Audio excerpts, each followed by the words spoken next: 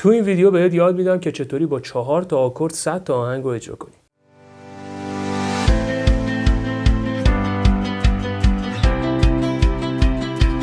یه نکته خفن آخر ویدیو راجع به اینکه چطوری راحت‌تر آکورد بگیری رو بهت میگم، پس با من باش تا آخر ویدیو. دوست من، قبل از اینکه ادامه ویدیو رو ببینی، این لینکی که روی صفحه ظاهر شده لینک ویدیو قبلی منه که راجع به پیک توضیحات کاملی رو بهت دادم. لطفاً اول اون ویدیو رو ببین و بعد به ادامه این ویدیو رو تماشا کن. خب آکوردها از چند بخش تشکیل شدن. معمولا ما آکوردهای 3 صدایی استفاده می‌کنیم در آهنگسازی و نوازندگی. آکوردهای 4 صدایی هستن و همینطور آکوردها بیشتر میشن. زیاد دوست ندارم بازش کنم بحثش رو چون خیلی طولانی میشه ویدیو.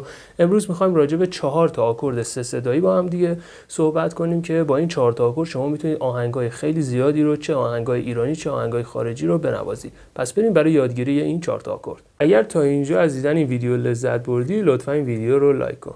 آکورد اول آکورد لا مینور. انگشت یکو میذاریم سیم دوم فرت اول دقیقاً پشت فرت، انگشت یک دقیقاً پشت فرت باشه. انگشت دوم سیم چهارم فرت دوم و انگشت سوم سیم سوم فرت دوم. این میشه آکورد لا مینور. آکورد بعدی آکورد می ماژور. همین حالتی که ما آکورد لا مینور رو گرفتیم، یکی یه پله سیما رو میبریم بالا. این میشه آکورد می ماژور. آکورد بعدی آکورد ر مینور. انگشت یک فرت یک سیم یک، انگشت دو فرت دو سیم سه و انگشت سه فرت سوم سیم دوم. آکورد ر مینور. و آکورد آخر دو ماژور. انگشت یک سیم دوم فرت اول، انگشت دوم سیم چهارم فرت دوم و انگشت سوم هم سیم پنجم فرت سوم. آکورد دو ماژور.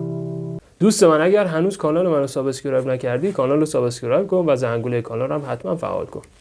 3 تا از اشتباهاتی که هنرجوهای تازه کار موقع آکورد گرفتن انجام میدن. اولین اشتباهی که پیش میاد اینه که ما هیچ وقت نباید کف دستمون بچسبه به دسته ساز. اینجوری خیلی سخت میتونیم آکوردها رو بگیریم و عوض کنیم و انگشتای ما اون آزادی عمل رو ندارن.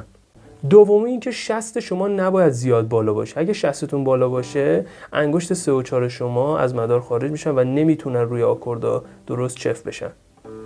سومی هم اینه که بچه‌هایی که تازه آکورد میگیرن هیچ موقع انگشتاشون رو به این شکل گرد قرار نمیدن روی فرت‌ها. انگشتا رو به این شکل قرار میدن.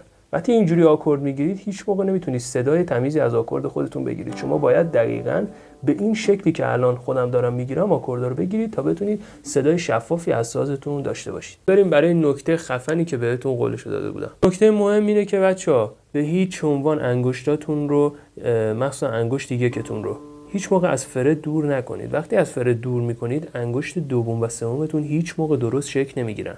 شما باید انگشت اولتون همیشه پشت فرد باشه برای اینکه انگشت دوم و سوم و حالا بعداً انگشت چهارمتون بتونن راحت روی فرت‌ها قرار بگیرن. ببینید اگه من انگشت اولمو بگیرم اینجا، بعد انگشت دومم بیام اینجا، ببینید اصلا ممکنه انگشتم بره رو فرد و صدای جزی از گیتار در بیاد. برای همین باید انگشت رو دقیقاً بگیرم پشت فرد و مابقی انگشتا رو تو جای درستشون قرار بدم. این نکته مهمیه که متاسفانه خیلی از بچه‌هایی که تازه گیتار رو شروع میکنن بهش توجهی ندارن و اونم خیلی مهمه. اینه که شما اگر انگشتاتون رو درست قرار ندید، ممکنه که بعداً حتی توی آکورد گرفتن مشکلات زیادی براتون به وجود بیاد.